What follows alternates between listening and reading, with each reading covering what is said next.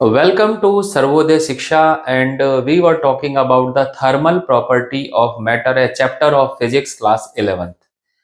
और जो टॉपिक हम स्टार्ट करने वाले हैं अब उसका नाम है हीट ट्रांसफर। उससे पहले हम टेम्परेचर, हीट और इन सब के बारे में काफी कुछ पढ़ चुके हैं, तो हीट ट्रांसफर को शुरू करते हैं। तो हीट ट्रांसफर, जैसा कि नाम से पता लग रहा है कि हीट का एक जगह से दूसरी जगह पर जाना, यानी कि एक तरह से उसको ट्रांसफर ही बोलेंगे और सबसे सिंपल वर्ड यही है। लिखा है we have seen that heat is energy transfer from one system to another और from one part of a system to another part. तो दो चीजें यहां पर इन्होंने बोली। पहला तो है one system to another system. कहने का मतलब है ये एक ऑब्जेक्ट है, इस ऑब्जेक्ट से ये दूसरा ऑब्जेक्ट है। अब ये ऑब्जेक्ट का मतलब मत सोचिए कि दो चीजें रखी हुई हैं। जो एटमॉस्फेयर है वो भी हम उसको ऑब्जेक्ट की तरह कम मान सकते हैं कि किसी ये स्फेयर से एनर्जी एटमॉस्फेयर में चली गई या एटमॉस्फेयर से यहाँ आ गई, ये भी ट्रांसफर है। तो यहाँ से अगर हीट का ट्रांसफर हो रहा है या वहां से यहाँ हो रहा है, एक तो ये हीट ट्रांसफर। दूसरा, from one part of a body of a system to another part. जब सिस्टम वर्ड आए तो आप उसको बॉडी भी समझ सकते हैं, पर सिस्टम एक बड़ा सेंस रहता है, जैसे कि और एक साथ बहुत सारी कोई ऑब्जेक्ट हैं तो उसको हम सिस्टम मान सकते हैं। तो मान लिया ये एक रॉड है, उस रॉड को हम यहाँ से गर्म करना शुरू करते हैं, तो इस रॉड के इस एक पार्ट से यहाँ से हीट जानी शुरू होती है और फ्लो होते होते दूसरे पार्ट से और तीसरे पार्ट तक पहुंचती है, और जब हम यहाँ से पकड़ेंगे तो ये हमें गर्म लगती है। तो ये भी हीट ट्रांसफर है। तो दो पार्ट हुए, एक तो एक ऑब्जेक्ट से दूसरे ऑब्जेक्ट में यानी सिस्टम से सिस्टम में, दूसरा एक ही सिस्टम के एक पार्ट से दूसरे पार्ट में। ठीक है, आगे देखते हैं। आगे लिखा हुआ है टेम्परेचर डिफरेंस। असल में ये पहले से चलती हुई लाइन है।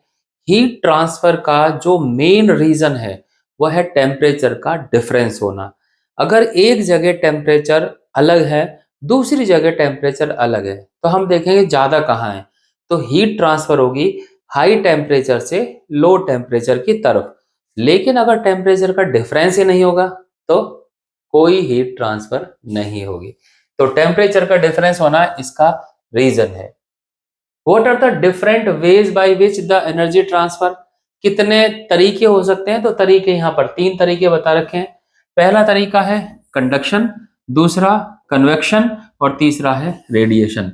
तो कहने का मतलब है हमारा ये एक टॉपिक तीन अलग अलग सब टॉपिक में डिवाइड हो जाएगा।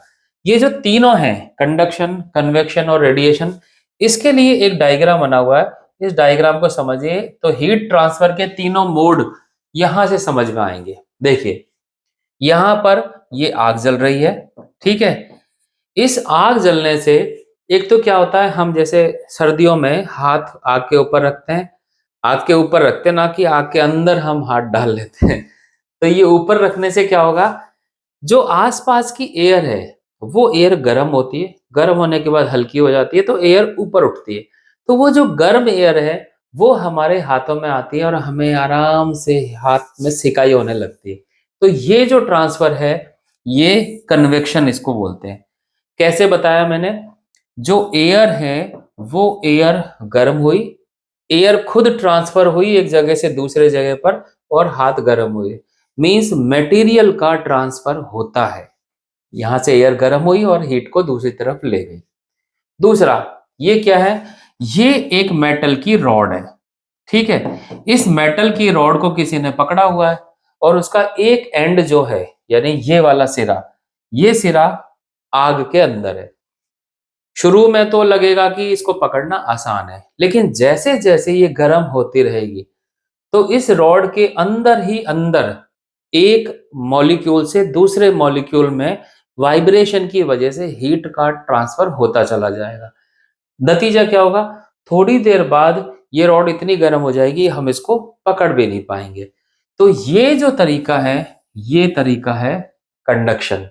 ठीक है, एक सिंपल सा डिफरेंस पता लग रहा होगा। कंडक्शन जो है ये हमने किया है सॉलिड में, सॉलिड में एक मटेरियल दूसरी मटेरियल की दूसरी जगह ट्रांसफर नहीं होता है। यानी कि जो हीट का, इस रॉड का अगर एक मॉलिक्यूल यहाँ है, वो मॉलिक्यूल दूसरी जगह नहीं जाएगा। इस मॉलिक्यूल से दूसरे में, दूसरे से तीसरे में, ऐसे हीट ट्रांसफर होगी, मटेरियल ट्रांसफर नहीं होगा। लेकिन यहाँ पर एयर खुद ही चली गई थी। तो एयर हो या लिक्विड हो, यहाँ पर मटेरियल खुद एक जगह से दूसरी जगह पर ट्रांसफर हो सकता है। तो यह है कन्वेक्शन। तो ये सॉलिड में, ये गैस और लिक्विड में। अब आते हैं तीसरा। इसमें क्या है, हीट एयर की वजह से तो ऊपर की तरफ सब कुछ जा रहा है, लेकिन एयर हल्की होने के बाद ऊपर जाती है, ना कि साइड में। तब भी क्या होता है, टेम्परेचर एक जगह से दूसरी जगह पर पहुंच जाता है। वो टेम्परेचर ज्यादा है या कम है, अभी हम इसकी बात नहीं कर रहे। लेकिन वो जो तरीका है, उस तरीके के लिए हमें वास्तव में एयर चाहिए ही नहीं। थोड़ी देर में अपने आप टेम्परेचर थोड़ी दूर पहुंच जाता है। तो ये जो तरीका है, ये है रेडिएशन। इसमें ना एयर चाहिए, ना लिक्विड चाहिए, ना सॉलिड चाहिए। बिना मीडियम के ये रेडिएशन पहुंच जाते हैं। तो ये तीन मेथड हैं। सबसे पहले जो मेथड पढ़ने वाले हैं, उसको मुझे अलग से बोलने की जरूरत नहीं है, वो लिखा है कंडक्शन। तो कंडक्शन से स्टार्ट करते हैं। सबसे पहले जो लाइन है, उसमें ऑब्वियसली डेफिनेशन ही आने वाली है, पढ़ लेते हैं उसको। Conduction is the mechanism of transfer of heat between the two adjacent part of a body because of their temperature difference. तो हमने बताया कि हीट ट्रांसफर में क्या होगा, एक सिस्टम से दूसरे सिस्टम में, या एक ही सिस्टम के एक पार्ट से दूसरे पार्ट में। तो ये दूसरा वाला केस है, two adjacent part of a body, यानी एक ही बॉडी के एक पार्ट से दूसरे पार्ट में। अभी जो रॉड का एग्जाम हमने लिया, उस एग्जाम्पल में भी उस रॉड के एक पार्ट से दूसरे पार्ट में हीट जा रही थी। तो इस वाले केस में, कंडक्शन वाले केस में, हम ऐसा ही एग्जाम्पल लेंगे कि हमने एक तरफ रॉड ली, एक तरफ इसको गर्म किया और दूसरी तरफ हमने इसको पकड़ लिया और टेम्परेचर को मेजर किया। देखते हैं आगे क्या है। अब आगे जो चीज बताई है, उसको बताने से पहले इन्होंने एक चीज डिफाइन की। हम यहाँ पर हीट का ट्रांसफर करने वाले हैं। अब देखिए एक वर्ड आ गया कंडक्शन। अब ये हीट ट्रांसफर को हीट कंडक्शन बोल दिया, क्योंकि कंडक्शन इस मेथड का नाम है। हीट का जो ट्रांसफर हो रहा है, अब जब हम फिजिक्स में बात कर रहे हैं तो ऐसे सिर्फ हवा में बात नहीं करते हैं ना, हम कुछ बताते हैं कि कितने सेकंड में कितनी क्वांटिटी कहाँ ट्रांसफर हो रही है, ऐसा ही बोलते हैं ना।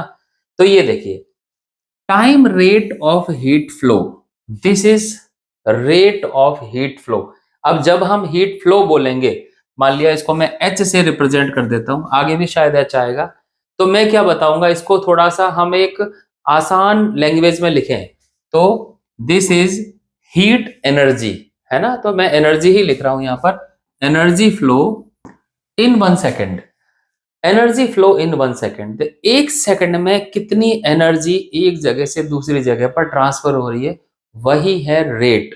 तो इसलिए लिखा है टाइम रेट। क्यों? क्योंकि हमने टाइम के रेस्पेक्ट में उस एनर्जी को चेक किया है। तो time rate of heat flow. तो जब भी अब हम न्यूमेरिकल की बात करेंगे ना, तो 1 सेकेंड में जो हीट फ्लो होगी उसको हम बोलेंगे रेट ऑफ हीट फ्लो। ठीक है। अब इस रेट ऑफ हीट फ्लो को समझने के लिए इन्होंने एक एग्जाम्पल समझा रखा है। उस एग्जाम्पल को समझते हैं। इसमें क्या है, थोड़ा सा यहां से पढ़ लेते हैं। एक एल लेंथ की रॉड है।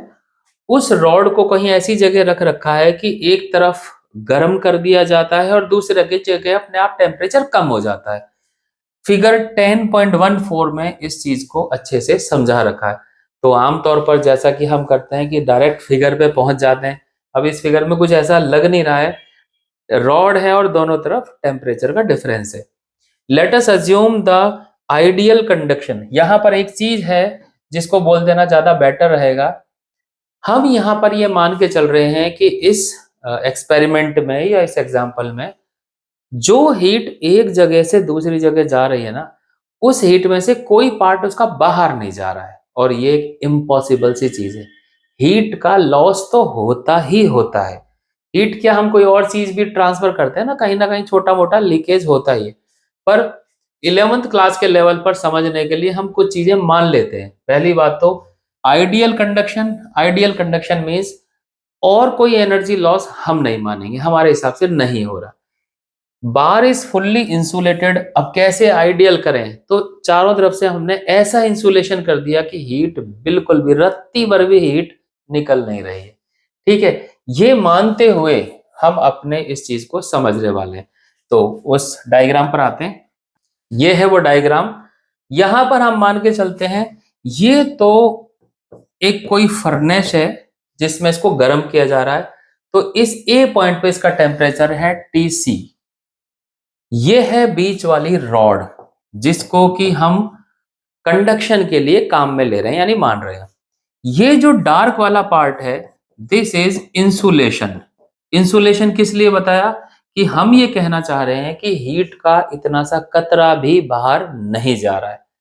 कहते हैं ना कि खून का कतरा कतरा बहा दूंगा। तो जो खून का कतरा कतरा बहाने वाला जो केस है ना, वो कुछ कुछ ऐसा ही है कि इतनी सी एनर्जी भी बाहर नहीं जा रही है। तो ए से लेकर बी तक ये एरो मार्क है, एनर्जी यहाँ फ्लो हो रही है। एल लेंथ की रॉड है, दूसरा टेम्परेचर TD है, और देखने से ही पता चल रहा है यहां पर TC जो है वो हाई टेम्परेचर है और TD जो है वो लो टेम्परेचर है। ठीक है, अब इसमें देखिए डायग्राम में तो कुछ भी खास नहीं है। एक वर्ड है जो बहुत इंपॉर्टेंट है, वो वर्ड है स्टडी स्टेट। देखिए कहीं लिखा होगा ये वर्ड, ये रहा, इन दिस स्टडी स्टेट। इस वर्ड को समझते हैं कि ये वर्ड क्या है, स्टडी स्टेट क्या है। इस स्टडी स्टेट को समझते हैं क्योंकि हर जगह ये वर्ड आएगा और हमें एक बार समझने की जरूरत तो है। शुरू शुरू में हम मान के चलते हैं कि इधर का टेम्परेचर 100 डिग्री हो गया। ठीक है, अब उधर तो जब अभी गर्मी पहुंची ही नहीं है तो हम ये कहते नहीं कि वहां टेम्परेचर पहुंचा है। लेकिन ये जो यहाँ की हीट है ना, अब एक और बात, जो टेम्परेचर है ये हीट मेजरमेंट का तरीका है हमारे पास। अगर हीट को बोलूंगा तो कुछ ऐसे बोलूंगा 50 जूल, ये हीट यहां से मिली। अब 50 जूल एनर्जी जब यहां से इस रॉड में जाएगी तो रॉड को गर्म करते हुए जाएगी। तो हीट तो एनर्जी है, तो गर्म करने में एनर्जी का कुछ हिस्सा तो काम में आएगा ही आएगा। तो शुरू में ये एनर्जी बस यहां तक पहुंची और ये 50 जूल एनर्जी जो 1 सेकंड में यहां से जनरेट हुई है ना, ये 1 सेकंड में जनरेट हुई मान ली, वो 50 जूल एनर्जी यूज हो गई। फिर आता है दूसरा सेकंड, उसमें फिर से 50 जूल एनर्जी निकली, यानी हर सेकंड में 50 जूल एनर्जी निकल रही है। ये यहां पर हमने कोई फर्नेस, भट्टी, गर्मी, गैस कुछ भी मान सकते हैं। अब चूंकि ये रॉड यहां से यहां तक की गलत गर्म हो चुकी है, तो अगली जो एनर्जी मिलेगी ना, वो इसको यहां तक गर्म कर देगी, हम ये मान लेते हैं। लेकिन फिर से खत्म। अब आता है तीसरा सेकंड। तीसरा सेकंड में फिर से 50 जूल एनर्जी जनरेट होगी। अब ये भी गर्म है, ये भी गर्म है, तो अब एनर्जी और आगे पहुंचेगी, यानी यहां पहुंच गई। ठीक है, फिर आता है चौथा सेकंड। फोर्थ सेकंड में फिर से 50 जूल एनर्जी निकली। अब वो यहां से लेकर यहां तक पहुंच गई। अब मैं कर क्या रहा हूं ये देखते जाइए। एक बार जो सिरा गर्म हो गया ना, उसके गर्म होने की जो वैल्यू है मैक्सिमम, मान के चलते हैं ये 100 डिग्री पर है, यहां पर ये 80 डिग्री पर आ गया। 80 क्यों, क्योंकि इधर से कम टेम्परेचर थोड़ा सा कम हो गया। यहां से ये मान लिया 70 पर आ गया, ये 60 पर आ गया, ये 50 पर आ गया, और इस तरह से ये वाला जो एंड है 40 डिग्री सेंटीग्रेड पर पहुंच जाता है। तो ये वाली जो स्टेट है ना, रॉड का एक पार्ट तो है हाईएस्ट टेम्परेचर पर, एक पार्ट है लोएस्ट टेम्परेचर पर, यानी 40 पर। अब जो मॉलिक्यूल या जो पॉइंट, मान लिया ये पॉइंट है, अगर ये पॉइंट 70 पर है ना, तो अब ये 70 पर ही रहेगा, ये 70 का 80 नहीं होने वाला है। इसी तरह से ये जो 50 वाला पॉइंट है ये 50 ही रहेगा। तो इस तरह से थोड़ी देर के अंदर रॉड का हर पार्ट एक पर्टिकुलर टेम्परेचर पर आकर रुक जाएगा, स्टडी स्टेट। तो ये जो वर्ड है ना स्टडी स्टेट, इस स्टडी स्टेट का मतलब है किसी भी मटेरियल का हर पार्ट, हर पॉइंट एक पर्टिकुलर टेम्परेचर अटेन करेगा और वहां पर वो कांस्टेंट हो जाएगा। ऐसे में होगा क्या, अब स्टडी स्टेट में आने के बाद जो टेम्परेचर यहां से, जो हीट यहां से दी जाएगी, मान लिया यहां से हीट हम कितनी दे रहे हैं 50 जूल पर सेकेंड। ये जो हीट दे रहे हैं ना, ये हीट हमें वहां भी मिलेगी। वहां पे क्या मिलेगी? 50 जूल पर second. This is rate of heat. तो स्टडी स्टेट आने तक जो हीट आई वो तो इस सिस्टम को स्टडी स्टेट में लाने के लिए यूज हो गई। उसके बाद असल में कंडक्शन स्टार्ट होगा। क्लियर बात? यानी ये कंडीशन आने में थोड़ा सा टाइम लगता है। और वो जो एनर्जी इस स्टडी स्टेट में लाने में यूज हुई, वो एनर्जी कंडक्शन में उधर नहीं पहुंची है, वो तो बीच में यूज हो गई। यानी हमारे लिए वो अभी भी वेस्ट ही है। इतना इंसुलेशन लगाने के बाद भी वो वेस्ट ही है। ये ध्यान रखना है ये बात। ठीक है। तो स्टडी स्टेट में आने के बाद हम अपने कंडक्शन की बात करेंगे। तो अलग अलग टेम्परेचर है, टीसी यानी 100, टीडी यानी 40, और अब जाके हीट फ्लो होगी। ठीक है। अब ये जो रेट ऑफ हीट फ्लो है, ये किन बात पर डिपेंड करती है उसको देखते हैं, क्योंकि हमें वही पढ़ना है। मैं थोड़ा सा देखिए, रेट ऑफ हीट फ्लो का मतलब है एच। किस बात पे डिपेंड करेगी? वो इस बात पे डिपेंड करेगी, पहली तो टेम्परेचर का डिफरेंस कितना है, टीसी और टीडी का डिफरेंस, टीसी माइनस टीडी। जितना ज्यादा डिफरेंस उतनी ज्यादा हीट फ्लो।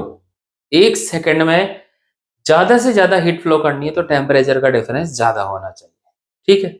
दूसरी चीज, जितना ये रॉड चौड़ी है, एरिया जितना, यानी एरिया मतलब ये वाला एरिया की बात कर रहे हैं, क्रॉस सेक्शन एरिया। ये क्रॉस सेक्शन एरिया जितना ज्यादा, हीट को चलने के लिए उतनी ही ज्यादा जगह मिलेगी। तो एरिया के भी प्रोपोर्शनल। तो एरिया को मैं ए से लिखूंगा तो ए के भी प्रोपोर्शनल। यानी ए ज्यादा तो हीट फ्लो ज्यादा, टेम्परेचर डिफरेंस ज्यादा तो हीट फ्लो ज्यादा। तीसरी चीज है रॉड की लेंथ। लेंथ जितनी ज्यादा, हीट फ्लो उतना ही कम। कारण जितनी ज्यादा लेंथ होगी स्टडी स्टेट के लिए उतनी ज्यादा एनर्जी वेस्ट होगी। और जो यहां से रेडिएशन निकल के हीट वेस्ट होने वाली, जितनी लंबी रॉड उतना वेस्टेज ज्यादा। तो इसका मतलब है लेंथ के इनवर्सली प्रोपोर्शनल होती है। अब प्रोपोर्शनलिटी साइन हटाएंगे तो यहां पर एक कांस्टेंट आ जाएगा और उससे हमें मिलेगा रेट ऑफ हीट फ्लो का फॉर्मूला। देखते हैं। तो यहां पर हमारे सामने फॉर्मूला है, ये है एच हीट फ्लो, मैंने क्या बताया था, जूल पर सेकंड।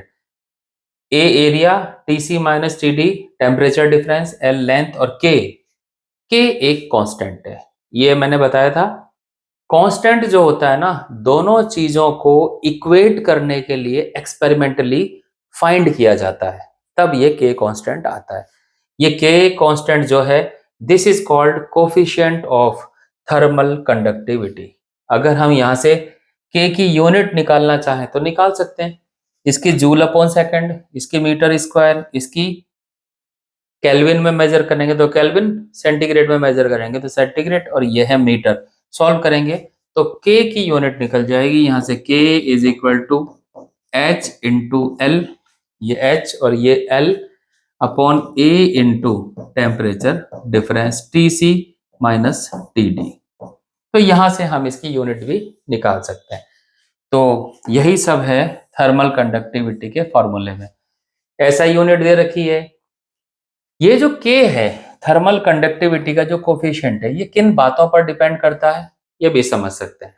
देखिए, ये तो पता लग गया, डायमेंशन पे, लेंथ पे डिपेंड कर रहा है, एरिया पे डिपेंड कर रहा है। ये तो यहां से पता चल ही गया। एक इस बात पर भी डिपेंड करता है कि मटेरियल क्या ले रखा है। आयरन है तो अलग, वुड है तो अलग, प्लास्टिक है तो अलग, कॉपर है तो अलग। तो ये थर्मल कंडक्टिविटी का जो वैल्यू है, ये इन सब चीजों पर डिपेंड करता है। इसमें लिखा है कि के की जो वैल्यू है टेम्परेचर के साथ थोड़ी सी बदलती है पर ऑलमोस्ट कांस्टेंट है। हम तो अपने लेवल पर कांस्टेंट मान के क्वेश्चन कर लेंगे। ठीक है। कुछ एक चीजें जो है बता रखी है कि टेबल देख के जो पता चलता है, वो मैं ऐसे ही बता देता हूँ।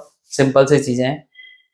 जिन चीजों की थर्मल कंडक्टिविटी अच्छी, इसका मतलब है उसमें से टेम्परेचर बहुत आराम से फ्लो होगा। जिनकी थर्मल कंडक्टिविटी बकवास, उनमें टेम्परेचर फ्लो नहीं होगा। अब छोटे छोटे क्वेश्चन के आंसर। खाना बनाने वाले जो बर्तन होते हैं उनका हैंडल होता है, उस हैंडल के ऊपर पकड़ने के लिए जो मटेरियल यूज करते हैं वो लकड़ी हो सकता है, लकड़ी जैसा होता है ना, क्योंकि लकड़ी की थर्मल कंडक्टिविटी खराब है। तो जब वो बर्तन गर्म होगा तो हमारे हाथ प्रोटेक्ट कैसे रहेंगे कि बर्तन और हाथ के बीच में जो मटेरियल हो वो बैड कंडक्टर ऑफ हीट हो, तभी ऐसा होगा। वो यहां समझा रखा है। दूसरी बात, कुकिंग पॉट के नीचे वाला सिरा जो है ना, कॉपर से उसको लेप देते हैं, यानी कॉपर की प्लेटिंग कर देते हैं। क्यों करते हैं? नीचे से जब गैस जलती है तो कॉपर का पहला पार्ट, पहला गुण, थर्मल कंडक्टिविटी अच्छी होती है। तो पहली बात तो खूब अच्छे से टेम्परेचर लेगा, वेस्ट नहीं करेगा।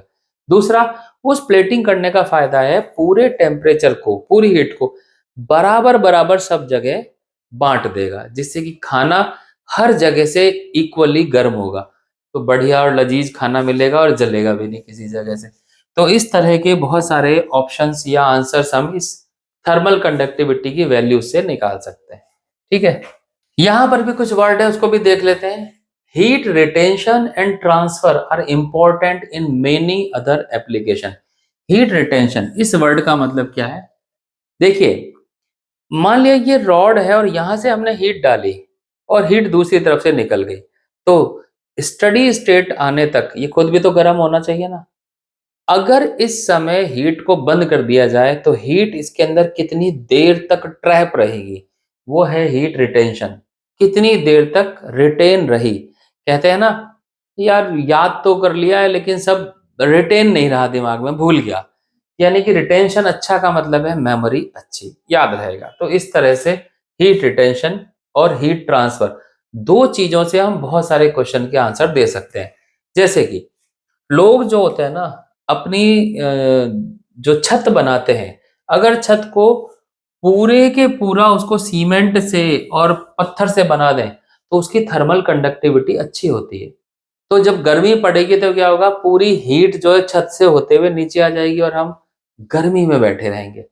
इसलिए क्या करते हैं, छत बनाते समय मिस्त्री, कभी तुम नोट करना, जो छत के बीच में है ना, वो इस तरह का गैप बना देते हैं।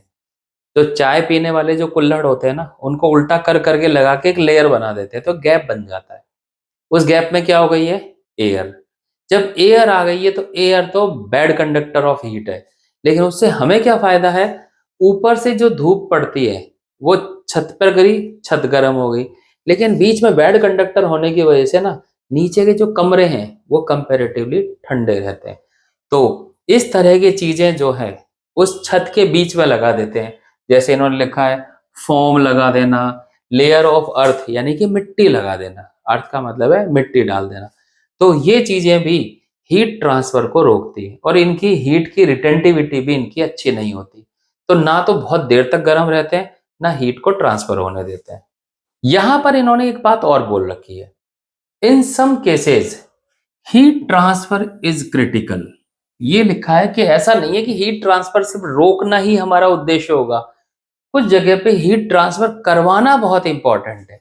एग्जाम्पल दे रखा है, न्यूक्लियर रिएक्टर।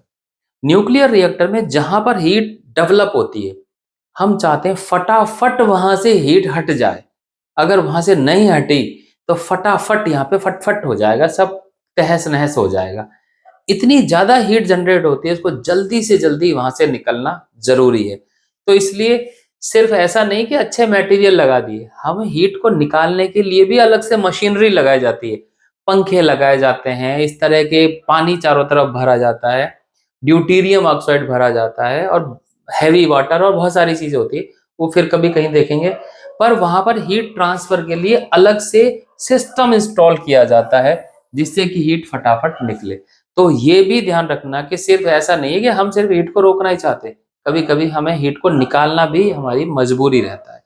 ठीक है, अब हमने जो ये फॉर्मूला पढ़ा रेट ऑफ हीट फ्लो का, उस फॉर्मूले को एक बार समझते हैं कि वो फॉर्मूला हमें किस तरह से हम इसका यूज करेंगे। ये वो टेबल है जिसकी हमने बात की थी पर दिखाई नहीं थी, अब ये आप अपने आप देख लेना। ये क्वेश्चन आ गए वैसे तो, पर एक बार हम उस हीट फ्लो के फॉर्मूले को कंपेयर करके समझेंगे कि हम उसको कैसे इस्तेमाल कर सकते हैं। तो उसको देखते हैं पहले। हमने जो फॉर्मूला पढ़ा वो क्या है, वो है rate of heat flow is equal to K A, ऊपर है transfer T C minus T D upon L. ये है। मैं चाहता हूं कि इसका कंपेयर हम किससे करें। यहां पर जो रेट ऑफ हीट फ्लो है, ऐसी ही रेट हमने पढ़ी है करंट में। तो एक फॉर्मूला वहां पर हम पढ़ते हैं V equal to I R, ये हमने फॉर्मूला पढ़ा हुआ है। इन दोनों को कंपेयर करते हैं पहले। तो देखिए, ये जो H है, this is rate of heat flow. वहां पर ये जो I है, this is rate of charge flow. तो रेट है पर थोड़ा थोड़ा सा फर्क है।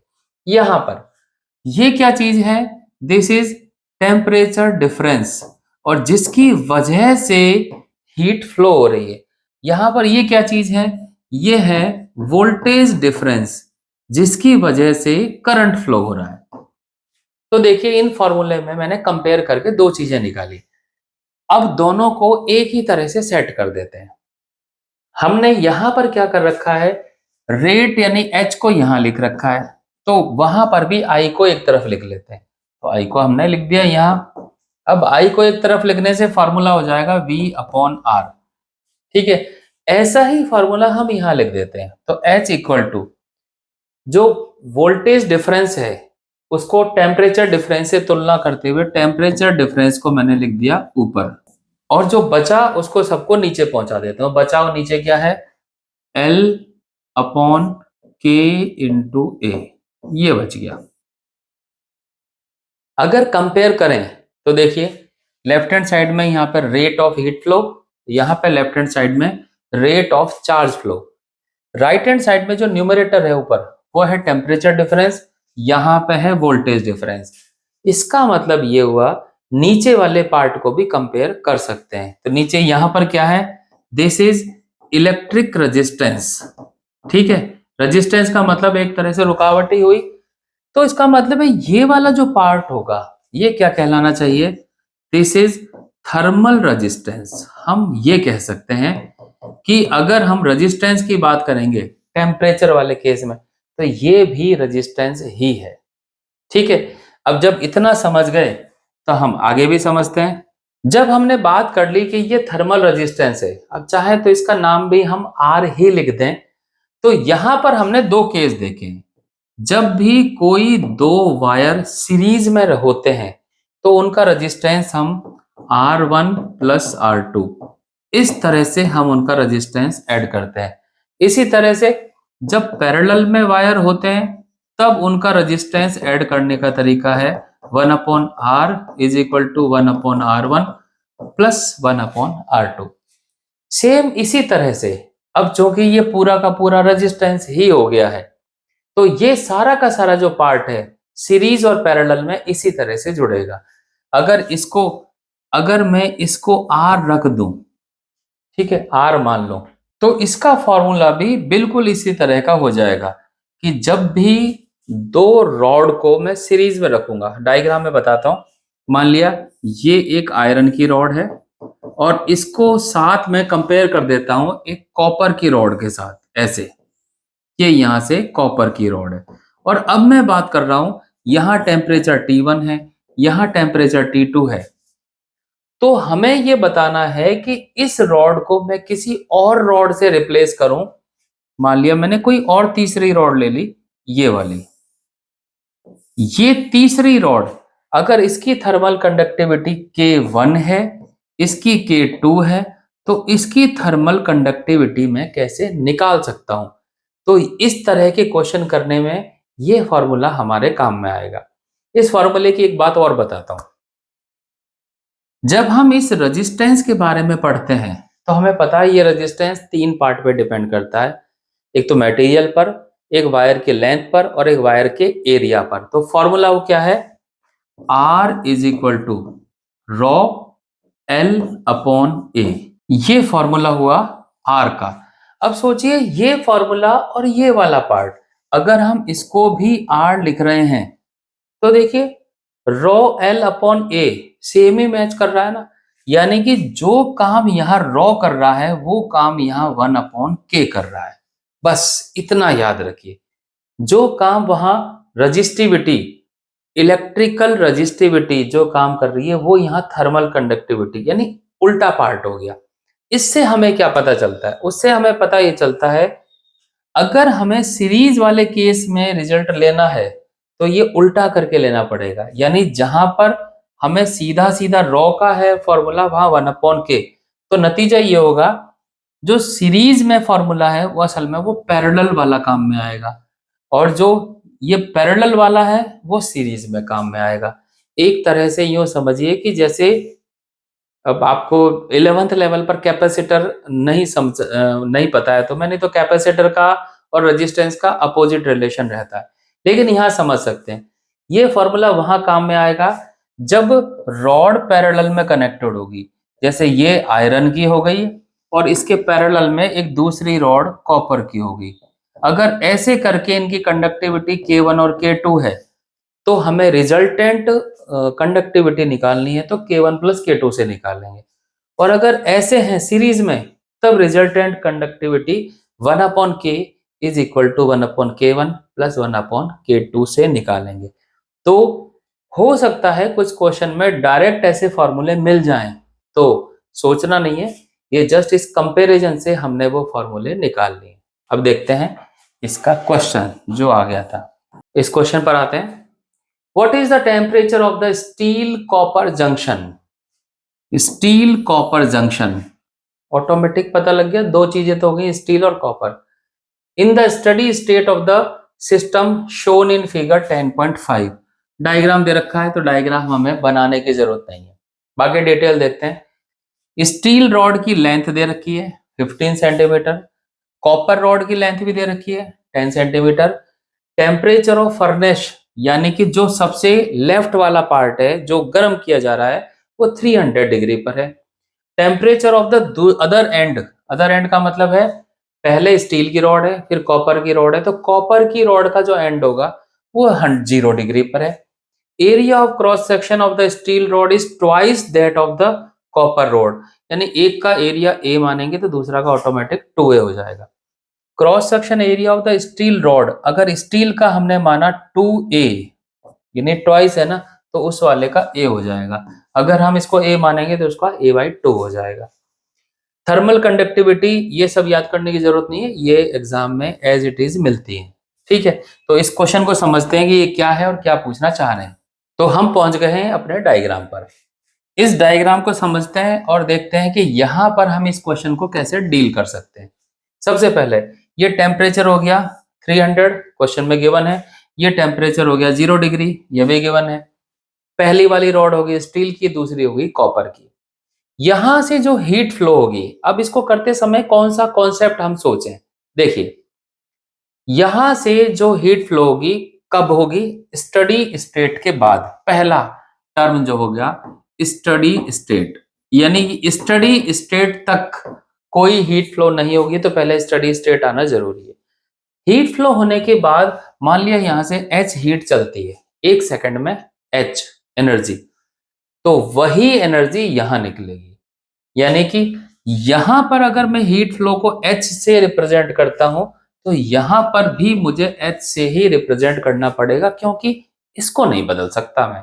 ऐसा नहीं हो सकता है कि यहाँ पे 50 जूल चली फिर वहां रॉड पतली है तो वही 25 रह गई, आगे जाएगी कहाँ बाद में। तो इसलिए सीरीज में जिस तरह से हम करंट को नहीं बदलते और इसी तरह से हीट को भी नहीं बदलेंगे। कंपेयर में भी क्या था, हीट को हम बोलते हैं rate of heat flow, current को बोलते थे रेट ऑफ चार्ज फ्लो। तो सेम वही कॉन्सेप्ट यहां पर भी लगाना है। ठीक है, अब इस रॉड की बात करते हैं, स्टील रॉड की। हीट फ्लो का फॉर्मूला यहां देखते हैं। मैं इसको H लिख रहा हूं स्टील के लिए, मैं S लिख देता हूं फॉर स्टील के लिए, आपको अलग से पता चले। फॉर्मूला क्या होगा? Conductivity of steel, area of steel rod, temperature का डिफरेंस। ये टेम्परेचर का डिफरेंस हो गया 300 माइनस यहां का टेम्परेचर मैं T मान लेता हूं upon length of steel rod that is S। ये हो गया इतना पार्ट। एक फॉर्मूला ही तो सीखा है, उसके अलावा तो हमने सीखा ही नहीं कुछ, वैसे भी क्या ही सीखा है। दूसरा है कॉपर, कॉपर को मैं लिख देता हूं HC से, सेम फॉर्मूला लगाते हैं, thermal conductivity of copper Kc, उसके बाद एरिया AC, टेम्परेचर का डिफरेंस, यहां T है यहां 0 है, तो अब मैं लिखूंगा T minus 0 upon length of copper. इतना कर लेंगे। क्या क्या हमें पता है? हमें पता है स्टील रॉड का एरिया 2A लिख दूंगा, तो इसका हो जाएगा A। K की वैल्यू दोनों गिवन है और लेंथ की वैल्यू भी दोनों की गिवन है।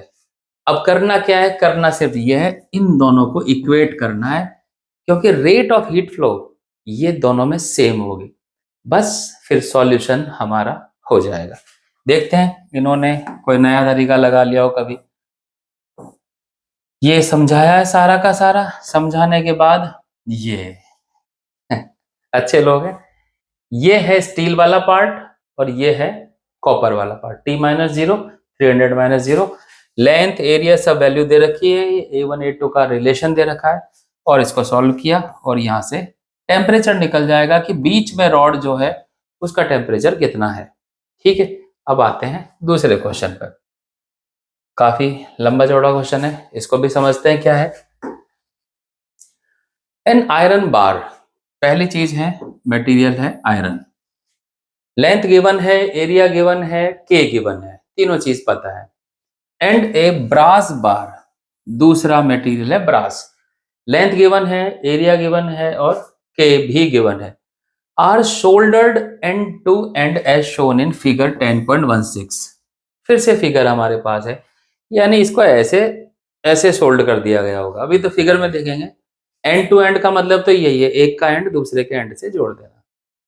Free end of the iron bar and brass bar are maintained at 373 and 273।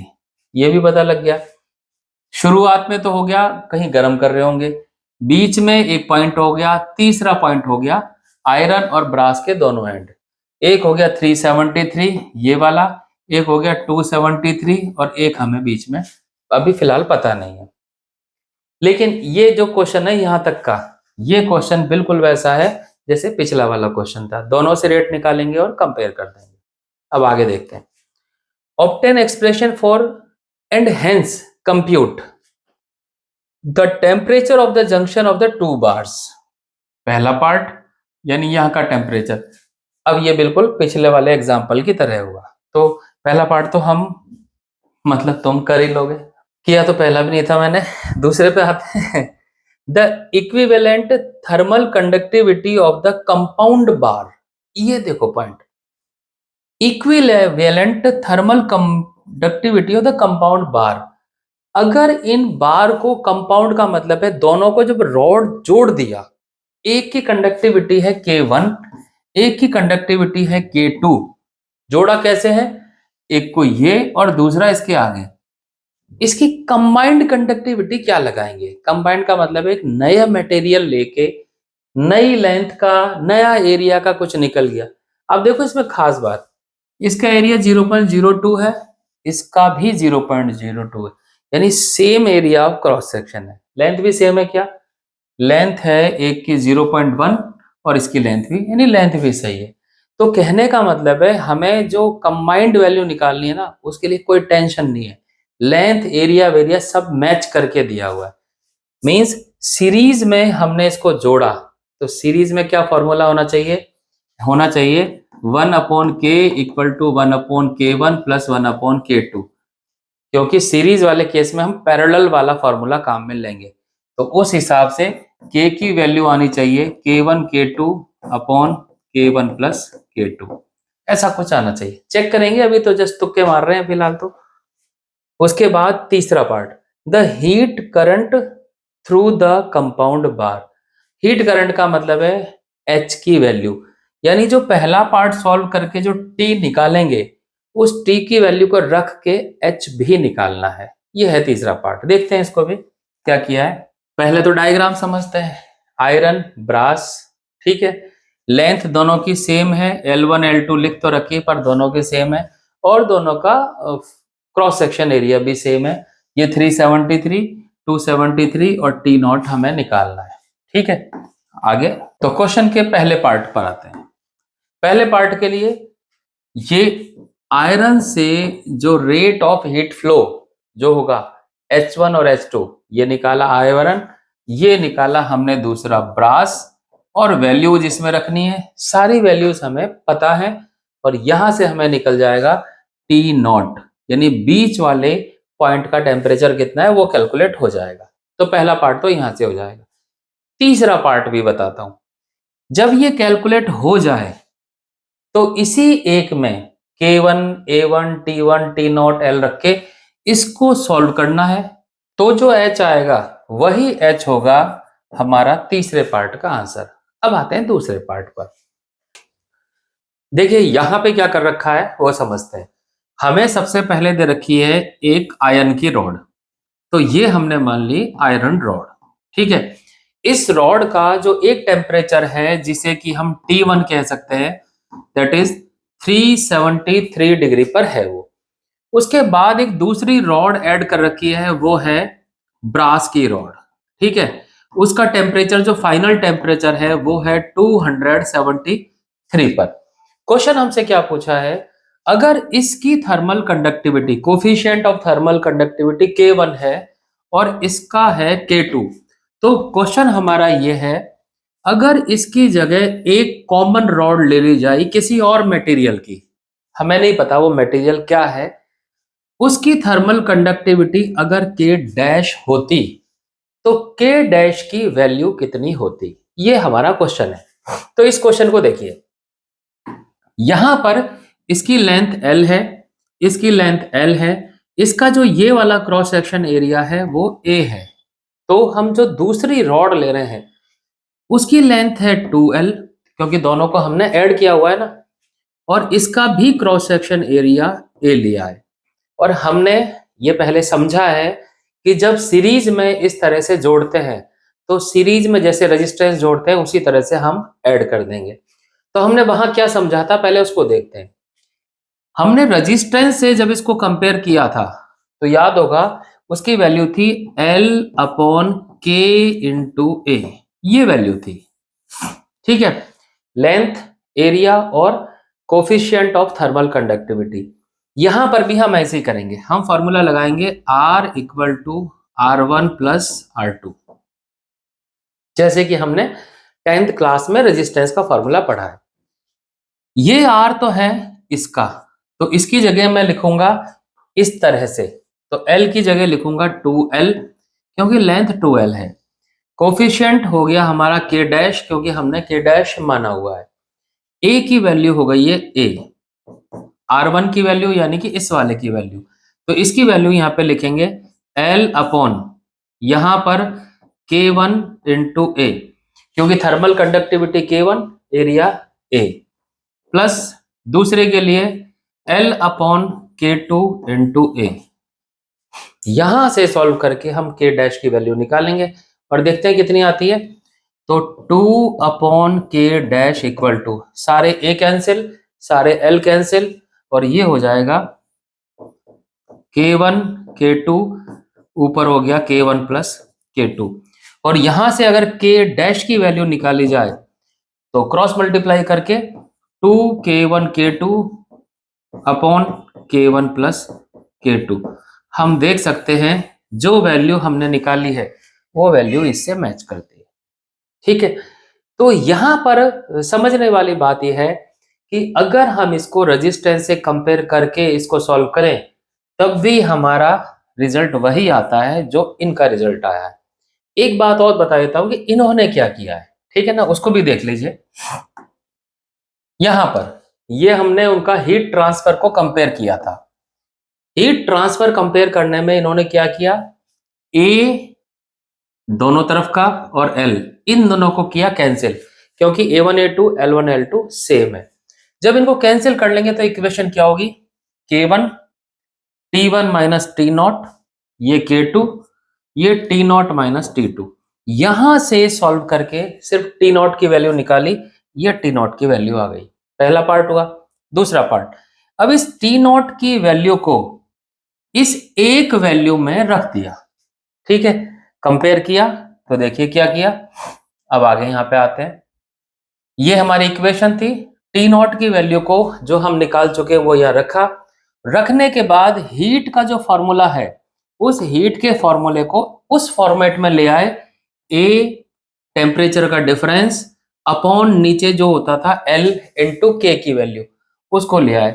और उन्होंने अब इस वाले फॉर्मूले को देखो, ये फॉर्मूला मैं शॉर्टकट में लिखता हूं तो ए टेम्परेचर डिफरेंस अपॉन नीचे एल इंटू यहाँ पर के होता था, ऐसा होता था। ये के का जितना भी फॉर्मेट सॉल्व करके आया उसको नीचे पहुंचा दिया इन्होंने, और कंपेयर किया और बता दिया कि ये नया के है, यानी कि के डैश है। तो इन्होंने इस तरह से कंपेयर किया, और ये कंपेयर सेम वैसा ही है जैसे रेजिस्टेंस का कंपेयर करना। तो इस तरह से हम इसको सॉल्व कर सकते हैं। अब बाकी इन्होंने यहाँ पर ये वैल्यूज रख दी हैं। ये टी नॉट की वैल्यू रखी, ये के डैश की वैल्यू रखे, और ये तीसरे पार्ट की वैल्यू जस्ट यहाँ पर वैल्यूज रखनी है थर्मल कंडक्टिविटी में, और ये आंसर निकल जाएगा। अब कन्वेक्शन, कन्वेक्शन को देखेंगे हम फिर से नए वीडियो में।